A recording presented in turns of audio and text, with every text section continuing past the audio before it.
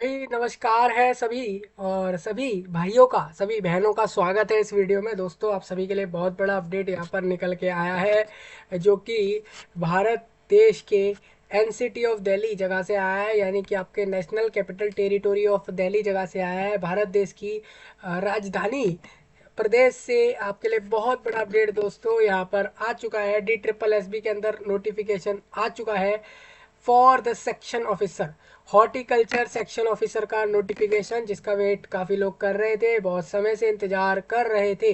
उनके लिए बहुत बड़ा अपडेट यहाँ पर इस वीडियो में रहेगा। आप सबको बता दूं 108 लोगों के लिए यहाँ पर जॉब निकाली गई है, जो कि गवर्नमेंट ऑफ दिल्ली के अलग अलग विभिन्न जो भी उनके अलग अलग ऑफिस है, अलग अलग डिपार्टमेंट है पूरे राज्य में, उसके अंदर वो रिक्रूट करा रहे हैं, जो कि 108 लोगों को डायरेक्ट जॉब दे रहे हैं। ठीक है, उसके लिए एक एग्ज़ाम कराया जाएगा। उसका syllabus, exam pattern, eligibility, qualification, form की फ़ीस, फॉर्म की डेट्स और सारी चीज़ें आपको इस वीडियो में बताई जा रही हैं। आप सभी लोग इस वीडियो के बाद आसानी से जाकर फॉर्म अप्लाई कर सकते हो। सारी जानकारी मैं आपको बताने वाला हूँ इस वीडियो में। और इस जॉब पर अप्लाई करने के लिए ऑल इंडिया लोग फॉर्म भर सकते हैं। अगर आप भारत देश में किसी भी गली मोहल्ले में रह रहे हैं, पूरे देश में कहीं पर भी भारत देश में, तो आप लोग फॉर्म भर सकते हो। इसका मतलब कोई सा भी राज्य हो सकता है, कोई सी भी जगह हो सकती है, लेकिन जॉब आपकी दिल्ली जगह पर होगी। अब बात ये आती है, ये गवर्नमेंट जॉब होगी या प्राइवेट? ये जॉब आपकी गवर्नमेंट होगी, क्योंकि गवर्नमेंट ऑफ दिल्ली इसमें रिक्रूटमेंट कर रहा है। अभी देखिए आज के समय पर कुछ गवर्नमेंट प्राइवेट प्राइवेट रह नहीं गया है, क्योंकि आप देखोगे जो गवर्नमेंट बेनिफिट दे रही है आज के समय पर, प्राइवेट ऑर्गेनाइजेशंस और अथॉरिटीज़ वो भी बहुत सारे बेनिफिट दे रहे हैं। तो आप ये मान के चलो कि आपको सिर्फ अपनी सैलरी और कुछ जो बेनिफिट मिल रहे हैं उससे मेन आपको मतलब होना चाहिए। आपको मेनली उन्हीं चीज़ों पर टिंट होना चाहिए, भले ही कोई भी उसका बेनिफिट दे। ठीक है।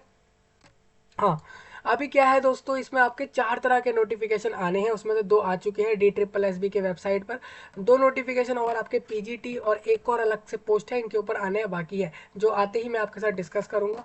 अभी के लिए दोस्तों ये है कि आपका अभी जो नोटिफिकेशन आया है, वो जो आपका नोटिफिकेशन आया है, वो सेक्शन ऑफिसर का आ चुका है। इससे पहले आपका LDC और स्टीनोग्राफर के जो नोटिफिकेशन थे वो मैंने आपको कवर करके बता दिए। अभी आप कहोगे कि यार आपने पहले भी इसके बारे में बताया था। हाँ भाई, पहले इसके बारे में मैंने आपको विज्ञापन बताया था। ठीक है, अभी ये वाला वीडियो नोटिफिकेशन पे है, जिसके अंदर बाकी सारी जानकारी आपको क्लियर हो रही है।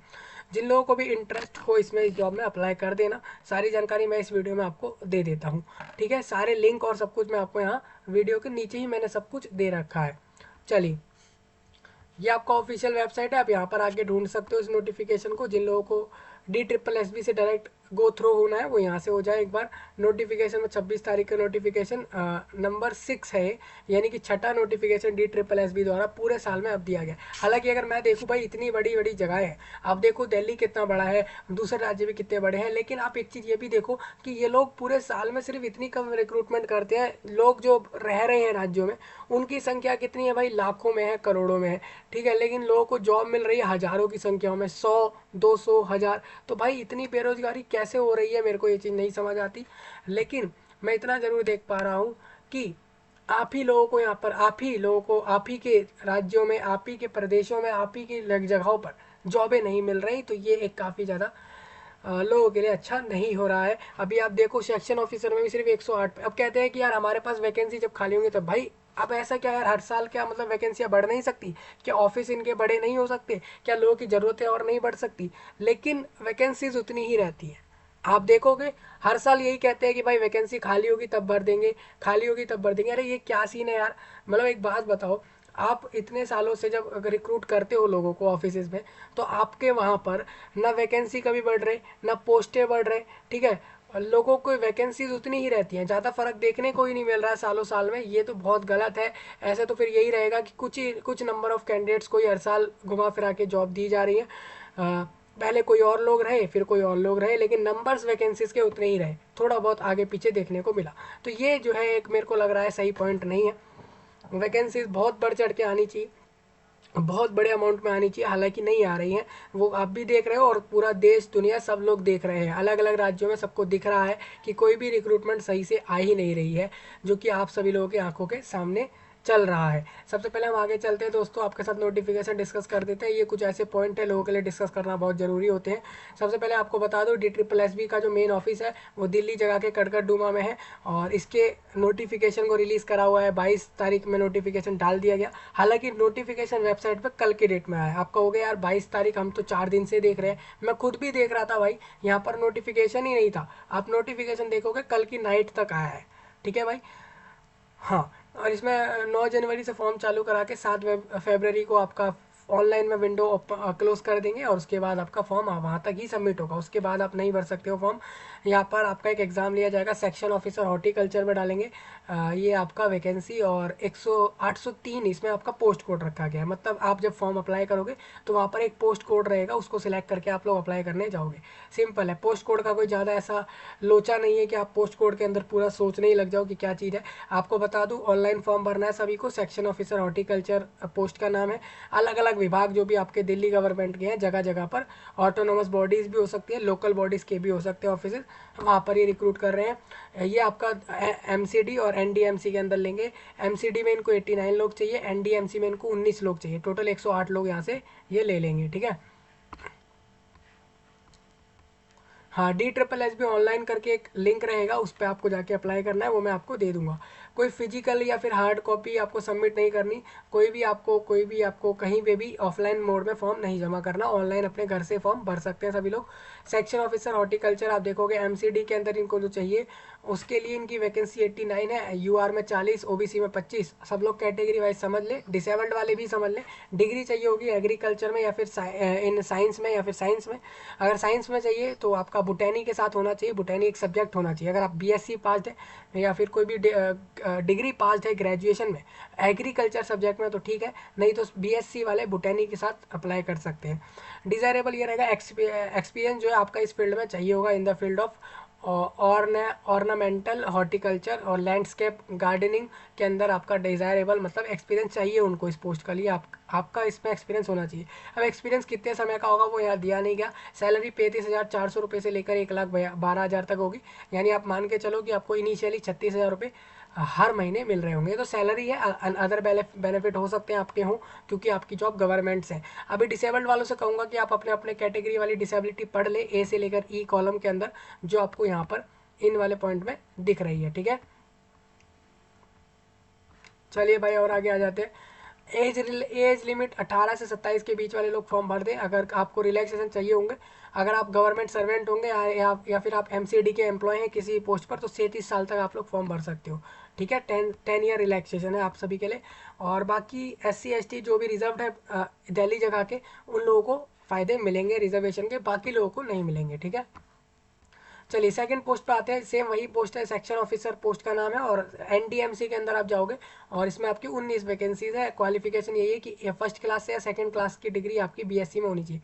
फर्स्ट क्लास सेकंड क्लास ये नहीं है कि स्कूल वाले क्लासेस की बात हो रही है, ये बात ये हो रही है कि आप फर्स्ट डिवीजन से पास है अपने बैचलर डिग्री में, सेकंड डिवीजन से पास है, यानी जो लोग 70% से ऊपर होते हैं या फिर 75 से ऊपर होते हैं, आई थिंक वो फर्स्ट डिवीजन होते हैं। सेकंड डिवीजन में वो लोग होते हैं तो 40 और 50% से ऊपर होते हैं, वो सेकंड डिवीजन में आते हैं। और थर्ड डिवीजन और इसके आगे जो 5 लोग होते हैं वो अलग होते हैं। आपने अगर BSc एग्रीकल्चर करा है, 2 साल का एक्सपीरियंस चाहिए होगा आपका इस फील्ड में, और आप फर्स्ट या सेकंड क्लास डिवीजन से पास है तो आप अप्लाई कर दो। और यही आपका क्वालिफिकेशन बताया जा रहा है। एक्सपीरियंस बता दूं, जो एक्सपीरियंस लिखा हुआ है 2 साल का एक्सपीरियंस चाहिए होगा आपका इस फील्ड में। 35,000 से लेकर 1,12,000 तक का सैलरी, यानी कि 36,000 इनिशियली स्टेज पर मिल रहे हैं। और ग्रुप C में पोस्ट है आपका, ठीक है। हाँ, आपको एक समय 40,000, 50, 1,00,000 तक भी सैलरी आपका जाएगा, 1,10,000 मैक्स टू मैक्स जाएगा। अब इसके आगे भी जा सकता है, आपके अगर वर्क पर डिपेंड करेगा, वो आपके वर्क पर रहेगा। 18 से 32 के एज वाले लोग फॉर्म भरेंगे। इसमें एज रिलैक्सेशन जो मिलेगा वो सिर्फ NDMC में अगर कोई काम कर रहा होगा पहले से ही उसको मिल जाएगा। खासकर आपने मान लीजिए इसी डिपार्टमेंट में कहीं कॉन्ट्रैक्चुअल बेस पर एम्प्लॉय होंगे तो भी आपको फ़ायदे मिलेंगे। अगर आप SC ST होंगे दिल्ली के तो आपको बेनिफिट मिलेंगे। रिजर्व वालों को ही बेनिफिट मिलेंगे, और आप ही के देश आप ही की जगह के रिजर्व रहेंगे तभी। अगर कोई दूसरे राज्य का रिजर्व रहेगा तो उसको बेनिफिट नहीं होंगे, वो UR से फॉर्म भर देगा, ठीक है। एलिजिबिलिटी क्राइटेरिया यही है, भारत के सभी लोग फॉर्म भर देंगे सिटीजनशिप ऑफ इंडिया के साथ। और क्वालिफिकेशन और एज लिमिट को सारे को ध्यान के रखते हुए चलना होगा। मतलब कि आप सभी लोग एज, एक्सपीरियंस और क्वालिफिकेशन को ध्यान में रखें कि आपको ये सब आता हो। हाउ टू अप्लाई मैं आपको आगे क्लियर करने वाला हूँ। 7 फरवरी 2024 तक सभी लोग फॉर्म भर देना। बहुत अच्छा समय, 1 महीने का समय दिया जा रहा है। मैं आपको इसका फॉर्म भर के बताऊंगा जब ओपन होता है।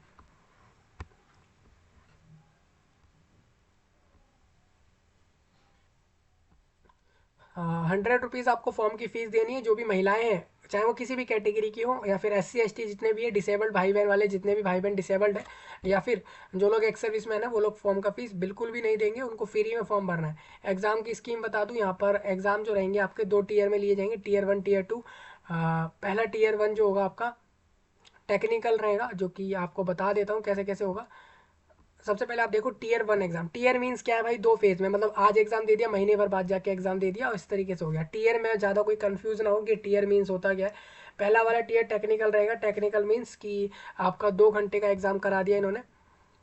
हाँ, 2 घंटे का एग्जाम MCQ में कराया, 200 क्वेश्चन दिए 200 नंबर में, और टोटल मार्क्स यही रहेंगे। और डिस्क्रिप्टिव में मतलब ये कह रहे हैं कि आपको ऑब्जेक्टिव क्वेश्चंस मिलने वाले हैं, यानी कि आप लोगों को 4 4 ऑप्शन दिए हर क्वेश्चन में, उसका सही आंसर आपको बता देना है। अगर आपको लग रहा है कि कोई आंसर सही नहीं है, तो आप ऐसे में अन अटेम्प्ट छोड़ दो, या फिर कोई ना कोई क्वेश्चन पे आप लगा दोगे ना, तो नेगेटिव में चले जाओगे। ठीक है, आप किसी क्वेश्चन के आंसर में श्योर नहीं हो तो उसको ड्रॉप मार देना, क्योंकि आपका नेगेटिव मार्किंग रहेगा। जहाँ नेगेटिव मार्किंग नहीं होता, वहाँ तो सभी लोग सारे ही क्वेश्चंस को अटेम्प्ट करके आ जाते हैं कि भाई सही हुआ तो ना मार्क्स मिलेंगे, गलत हो गया तो जीरो रहेगा। ठीक है, जहाँ पर नेगेटिव हो वहाँ पर आपको क्वेश्चन ड्रॉप करने होते हैं। सेक्शन ए में आपको बता दूं, जनरल अवेयरनेस और जनरल इंटेलिजेंस और reasoning ability, arithmetical and numerical ability. आपका जो पहले टीयर का एग्जाम होगा 2 घंटे का, 200 नंबर का, उसमें 2 तरह के सेक्शन होंगे, section A B. Section A से 5 तरह के टॉपिक आ रहे हैं, आप देख लो यहाँ से। हर टॉपिक 20 20 नंबर का आएगा। जनरल अवेयरनेस में भी बहुत सारे टॉपिक है, अर्थमेटिकल एंड न्यूमेरिकल एबिलिटी में भी बहुत सारे टॉपिक्स हैं, तो सभी लोग यहाँ पे रेडी कर लेना। 20 20 नंबर का रहेगा, टोटल 100 मार्क्स हो जाते हैं। सेक्शन बी के अंदर आपको बताता चलूँ, सेक्शन बी में आपका सब्जेक्ट क्वालिफिकेशन, मतलब कि सपोज आप सेक्शन ऑफिसर पे अप्लाई कर रहे हो ना यहाँ पर, तो आपका सेक्शन ऑफिसर एग्रीकल्चर फील्ड से रिलेटेड आपसे पूछा जाएगा 100 नंबर का। ठीक है, इस तरीके से रहेगा। सेकंड टीयर में इसका एग्जाम जो रहेगा आपका, वो रहेगा, वो भी सेम 200 नंबर, 200 मार्क्स 2 घंटे में रहेगा। हाँ, इसमें आपका सब्जेक्ट बेस पे आपके 150 क्वेश्चंस आएंगे 150 मार्क्स में, और इंग्लिश लैंग्वेज और कॉम्प्रिहेंशन के 50 मार्क्स के क्वेश्चन आएंगे। ठीक है, अब इसमें गैप होगा। टीयर 1 का एग्जाम मान लीजिए आज हो रहा है, तो टीयर 2 आप देख सकते हो 15 20 दिन बाद लिया जाएगा, इस तरीके से गैप रहेगा। ठीक है, जिससे कि आप लोग प्रिपरेशन कर लो। हिंदी इंग्लिश दोनों में क्वेश्चन पेपर दिया जाता है। एग्जाम सेंटर आप चूज़ कर लेना फॉर्म भरते में ही, तभी आपको ये चीज़ें चूज़ कर लेनी है। हाँ देखिए, टेक्निकल पोस्ट के the mandatory minimum qualifying marks will be applicable only in section B which is domain. ठीक है, जो पहला वाला टीयर था उसके जो सेकंड सेक्शन है उसको जरूर पास कर ले सभी लोग, तभी आप अपने आप को सेकंड टीयर एग्जाम में बैठा पाओगे, यानी अपने आप को ले जा पाओगे। There will not be any minimum qualifying marks section A. Section A के कोई क्वालिफाइंग मार्क्स नहीं है। जो आप 100 मार्क्स का देख रहे हो, अब 5 तरह के टॉपिक सेक्शन ए में, उसमें कोई क्वालिफाइंग मार्क्स नहीं है। वो बेसिकली मेरिट पर वो उसके बेस पर आपको टीयर सेकेंड में भेजेंगे, लेकिन सेक्शन बी वाले मार्क्स को देखेंगे आपके। देखिए इन्होंने बता दिया है। हाँ देखिए, बिल्कुल मैं वही चीज़ कह रहा था, दोनों ही सेक्शन को देखेंगे भाई मेरिट बनाने के लिए। लेकिन सेक्शन 2 जो लोग पास नहीं करेंगे उनका सेक्शन 1 चेक नहीं होगा, और सेक्शन 2 पास करने वालों का दोनों सेक्शन चेक कर कर एक फाइनल लिस्ट बना देंगे कि भाई आप सभी लोग सेकेंड ईयर में जा रहे हो। ठीक है, हाँ, सेकंड फर्स्ट ईयर सिर्फ शॉर्ट लिस्टिंग करने के लिए हो रहा है कि जो सीरियस कैंडिडेट है उनको वहाँ से ले लिया जाए। उसके बाद आपका सेकंड ईयर करा के, सेकंड ईयर के बेस पर एक फाइनल मेरिट अलग से और बनाएंगे। लिस्ट होती है, मेरिट मीन्स क्या होता है भाई, आपके नाम डले हुए होते हैं लिस्ट में, एक पेपर पर लिखा होता है भाई ये नाम का कैंडिडेट है, इसके इतने मार्क्स आए इस ईयर में और ये सिलेक्ट हो गया, तो यही सब होता है। There is no provision of re evaluation और re checking of answer sheet. ठीक है, यहाँ पर भाई कोई प्रोविज़न नहीं है, आपका दोबारा आंसर चेक नहीं होंगे। जो रिजल्ट ये D2+B दे रहा है उसको मानना होगा आपको, चाहे वो कॉपी कुछ भी दे मार्क्स में। ठीक है, नेगेटिव मार्किंग 1/4 रहेगी, यानी अगर आप क्वेश्चन का आंसर गलत कर देते हो तो 1/4 नेगेटिव में जाएंगे, और सही कर देते हो तो आपको +1 मार्क्स मिलता रहेगा। स्किल टेस्ट और एंड्योरेंस टेस्ट होगा, जिस भी पोस्ट पर लग रहा है वहाँ होगा। पोस्ट प्रेफरेंस मीन्स ये है कि आपको सेक्शन ऑफिसर कहाँ पे चाहिए, NDMC में चाहिए या फिर MCD में चाहिए, उसके लिए आपको प्रेफरेंस देना होता है। ये आपके सेकेंड ईयर एग्जाम होने के बाद जब मेरिट आ जाती है उसके बाद ये फाइनल रिजल्ट से पहले आपको बोलेंगे कि आप अपना प्रेफरेंस दे दो भाई, कि आपको कौन सा प्रेफरेंस, कौन से डिपार्टमेंट में वैकेंसी चाहिए। आप कहोगे भाई मुझे एनडीएमसी में पहले चाहिए फिर एमसीडी में चाहिए, तो ये लोग पहले एनडीएमसी में चांस लगाएंगे कि आपको एनडीएमसी में दे, फिर एमसीडी की तरफ जाएंगे। ठीक है, तो वैकेंसीज भी देखेंगे ये लोग, ये देखेंगे कि वहाँ वैकेंसीज हैं कि नहीं, आपने उस मार्क्स को लाया है कि नहीं, उतने मार्क्स की आपको वो पोस्ट मिले, तो इस तरीके से देंगे। ठीक है, पोस्ट प्रेफरेंस सभी लोग दे देना। सिलेक्शन सिंपल है, कंप्यूटर बेस्ड ये एग्जाम होंगे दोनों टीयर के।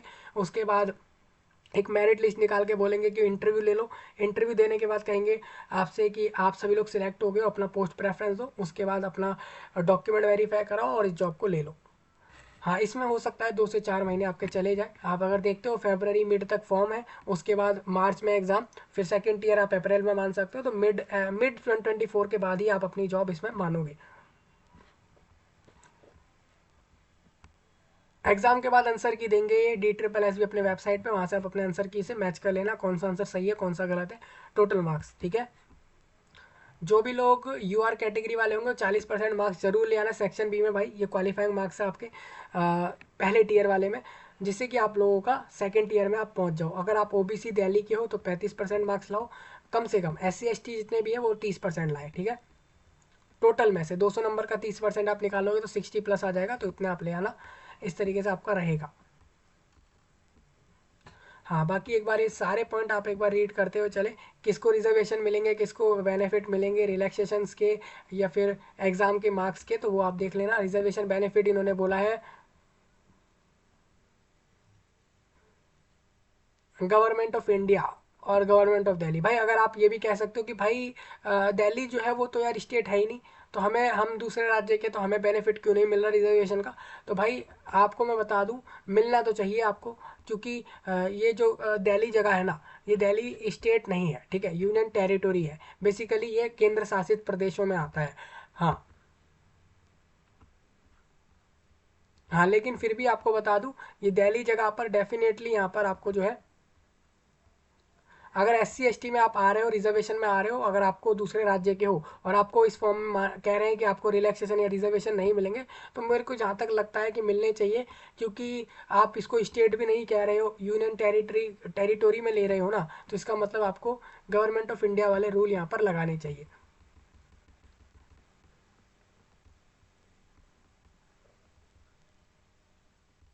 बाकी आप देख लो, रिलैक्सेशन जो भी आपको मिल रहे होंगे वही रहेंगे।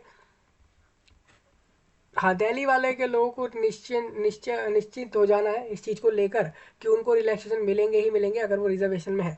ठीक है, बाकी लोगों का मैं नहीं कंफर्म कर रहा, दूसरे राज्य वालों का हो सकता है यहाँ पर ना मिले, और अगर मिलेंगे तो इसी बेस पर मिलेंगे कि गवर्नमेंट ऑफ इंडिया रूल चल रहा है।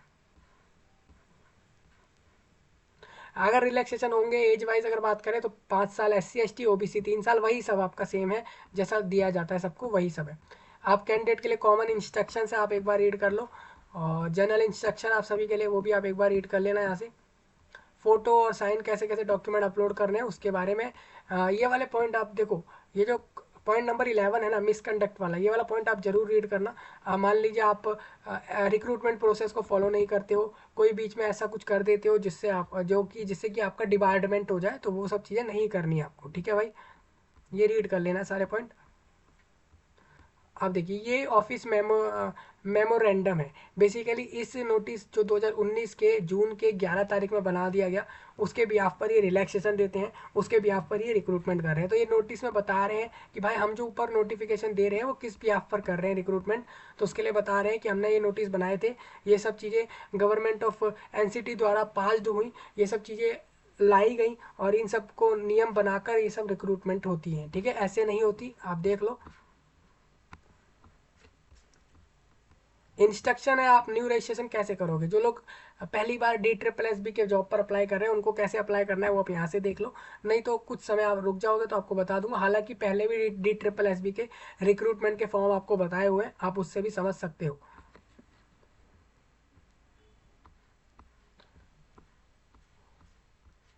चलिए भाई, ये नोटिस आपको इसलिए डाले गए हैं दोस्तों, इस नोटिस में बताया गया है कि किस बिहाफ पर ये रिक्रूटमेंट चल रहा है। ठीक है, OBC का रिजर्वेशन जॉब में रहेगा तो किस बिहाफ पर रहेगा वो बता रहे हैं, ठीक है। SC ST को भी मिलेगा तो किन लोगों को मिलेगा उसके हिसाब से बता रहे हैं। तो ये सब इन्होंने पहले ही नोटिस बन गए हैं, बहुत पहले ही ये सब डिसाइड हो गया गवर्नमेंट में, उसके बाद ये सब चीज़ें हो रही हैं। तो यही था दोस्तों। अभी आप लोग कहोगे सिलेबस नहीं बताया आपने, सिर्फ पैटर्न बता दिया। सिलेबस मैं बता रहा हूँ, फेब्रवरी मिड तक आपके साथ डिस्कस कर दूंगा जैसे ही आता है कि क्या किस टॉपिक की वेटेज ज़्यादा है। वैसे तो आपने देख ही लिया कि क्या कौन कौन सा टॉपिक्स कितने मार्क्स का आ रहा है, लेकिन उस टॉपिक के अंदर कौन कौन से सब टॉपिक्स आ रहे हैं। मतलब कि अगर आप देख रहे हो रीजनिंग में क्या आएगा, अर्थमेटिक्स में, मैथमेटिक्स में क्या क्या आ रहा है, ये सब चीज़ें लोगों के लिए जानना बहुत जरूरी है कि एक एक टॉपिक को वो लोग जान लेंगे तो अच्छे से रिक्रूटमेंट निकाल लेंगे। तो उसके लिए मैं आपसे मिड फेब्रवरी तक, फिर उसके बाद आपसे सिलेबस डिस्कस कर दूंगा जैसे ही DSSS भी अपने वेबसाइट पर देता है। हालांकि आप प्रीवियस डेटा भी देख सकते हो उसमें, जो इसी पोस्ट पर जो पहले रिक्रूटमेंट होती आई है वही सिलेबस रेडी कर सकते हो। बाकी आपका क्वालिफिकेशन, सैलरी आपको बता दिया, बेनिफिट जरूर होंगे क्योंकि गवर्नमेंट जॉब है। हालांकि इसमें डेट्स का थोड़ा सभी लोगों को ध्यान रखना है। पूरे देश से लोग फॉर्म भर सकते हैं, पूरे भारत देश से। आगे चलते हैं दोस्तों। यहाँ पर आपका अप्लाई करने के लिए होगा click here for new registration में एक बार सभी लोग क्लिक कर लेना। देखिए मैं इसमें रीलोड कर लेता हूँ। देखिए इसमें लोडिंग में प्रॉब्लम आ रहा है, तो हम यहाँ से दोबारा से जाएंगे इस वेबसाइट पर। देखिए यहाँ से आ गए हम, और इस तरीके से आप देखोगे तो इस तरीके से आपका रजिस्ट्रेशन होगा। आपको अपना नाम डालना है, अपना नाम दोबारा एंटर करना है, डेट ऑफ बर्थ, फिर डेट ऑफ बर्थ दोबारा डालें, फिर 10th का रोल नंबर डालें, और इस तरीके से सारी डिटेल्स भरते हुए सबमिट करते हुए जाना है आपको। ये रजिस्ट्रेशन हो रहा है अभी, देख लो ये रजिस्ट्रेशन हो रहा है। इसके बाद आपका फॉर्म भरवाया जाएगा। सेम इधर ही होगा सारा कुछ, कहीं आपको अलग जाना है नहीं।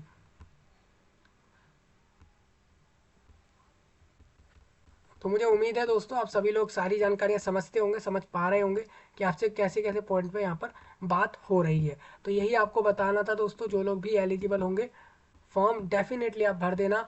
ये सब मैंने आपको सारी जानकारियाँ बता दी हैं। तो मुझको उम्मीद है दोस्तों सभी को सारा कुछ समझ आ रहा होगा इसमें फॉर्म कैसे अप्लाई करना है। और जैसे ही फॉर्म आएगा आपको तब भी वीडियो में बताया जाएगा।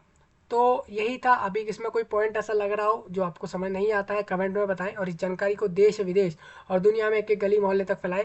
भारत देश में तो ज़रूर एक एक लोगों तक शेयर करें इस जानकारी को, क्योंकि वो सभी लोग फॉर्म भर सकते हैं जो भी भारत देश में रह रहे हैं या फिर वो सिटीजनशिप रखते हैं भारत देश की।